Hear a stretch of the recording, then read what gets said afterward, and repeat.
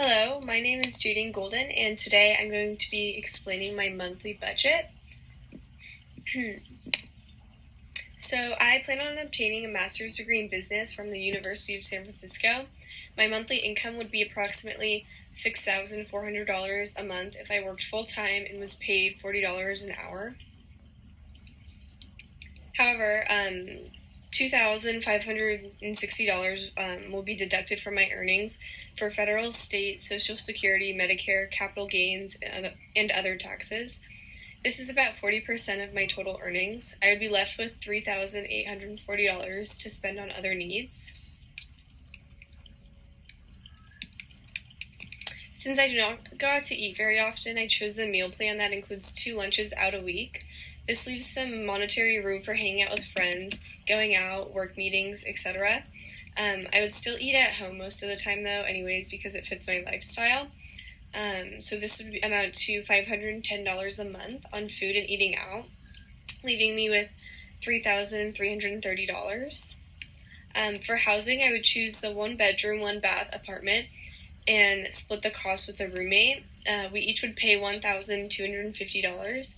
This would leave me with $2,080. Since I would be splitting rent for an apartment, utilities, including gas, water, electric, trash, and other services, would only be $50 a month. And this would leave me with $2,030 left in my account. For my cellular device, I recently purchased my own iPhone last year, so I plan on keeping my device for a while because it's very reliable and a new model. So I intend on spending $0 on the device itself. I intend on purchasing an unlimited data plan with unlimited talk and text from Verizon because I use my phone frequently, and I think overcharges would not be a good idea for my budget. This would cost me only $70 a month, leaving me with $1,960. I will allow $200 a month for clothing and laundry costs, including detergent and coin laundry. So I will have $1,760 remaining in my account. I don't really have any underlying medical conditions, so I'm only allowing $50 for prescriptions and vitamins. So then I'll have $1,710. I plan on allowing $150 a month for grooming, including hair, nails, makeup, and other things like that, just knowing my lifestyle. And so that then I will have $1,560 left.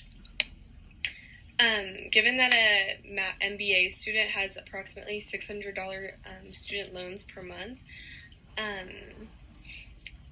would have $960 left. I don't plan on buying cable TV because I don't really watch it that much, and I was just going to get Netflix because it's a lot cheaper and more efficient. So I'm paying $90 a month for no TV, just internet service. And then Netflix is approximately $10 a month, so that would leave me at $100 for entertainment, and then I would have $860 left. For other entertainment like concerts and going out, I'm allowing $50, which is kind of frugal, but that's just the best way it fits into my budget. So then I will have $810 left. I plan on saving about $100 a month for travel and just emergencies. So then I'll have $710 left. For pets, I probably want a small dog, which would be about $50 a month. So then I would have $660 left. I'm not that frugal with my spending, but I also don't overspend that much, so I'm anticipating a credit card payment about $100. And then I'll have $560 left. As for cars, I would plan on leasing a 2020 Toyota Prius just because it's a very fuel-efficient car, which would probably save me money, and it's good for the environment. It would cost me $364 a month to lease, and the sales tax at 8% would be about $30. The down payment would be $1,460 for a 36-month lease, so I would probably either have to get a loan or dig into my savings.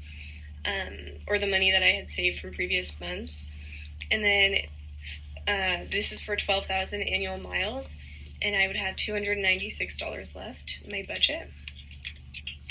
Since I do intend on leasing this car, I would have to purchase car insurance, and the average insurance cost for a Toyota Prius is about $100 a month, or $1,188 a year, with the base price of $23,475.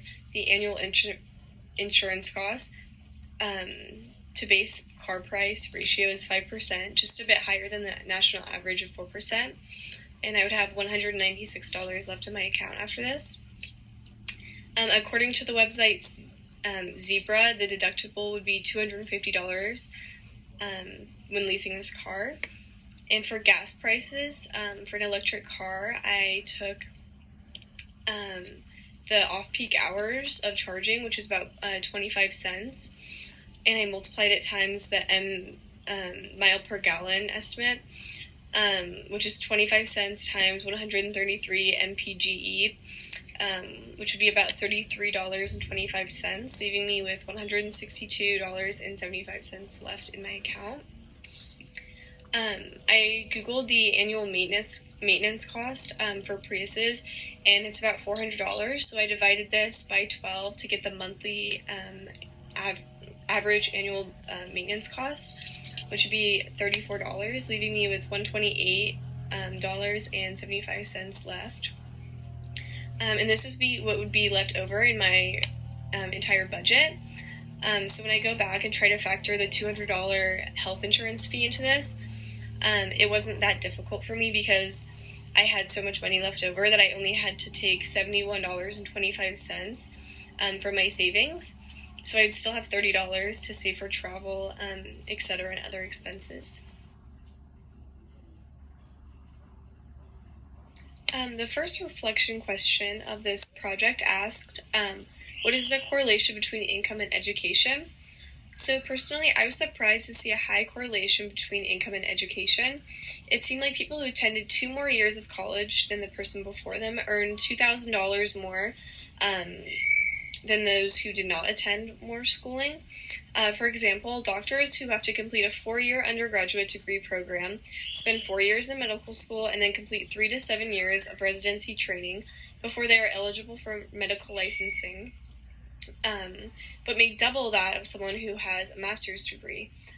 This opened my eyes to how people who cannot afford an education are put at a disadvantage later in life. It also inspired me to want to achieve a solid, high-paying career. So reflection question 2 asked, do you see yourself making a budget after you graduate? And to this I said, unfortunately, I do not see myself seeing a budget after I graduate. I already pay for many things that were included in the budget myself, and I've been working for a few years now, so I've become pretty decent at managing my money. I probably will create more of like a mental budget in order to organize my payments in the future and to keep myself from overspending. But I hope to also get better at saving my money. The third reflection question asked, what did you cut from the budget in order to pay for health insurance? In order to pay for health insurance, I cut money from my savings, which was probably not the best monetary decision because savings can also be used in case of emergencies or if unexpected costs come up. However, I did not pull that much out of it because I left money left over in my account in the first place, so I wouldn't be stuck in a situation where I needed money and didn't have access to any. I could have opted to take smaller amounts out of various different categories, so the impact wouldn't have been that big on my savings account, but in the end, I'm happy with the decision I made for my budget. The third discussion question asked, after having created a budget, can you now see why many young people choose not to pay for health insurance? And to this I answered, I do understand why young people would not feel the need to pay for health insurance because after taxes are deducted and bills are paid, it is difficult to afford a frivolous lifestyle, and it's in your best interest to be frugal with your money. And also, many young people feel like they're invincible and that health insurance is unnecessary in case they get hurt and have bills to pay, for example. It is also difficult to fit a large bill into a tight budget at the end after everything else needs to be paid for.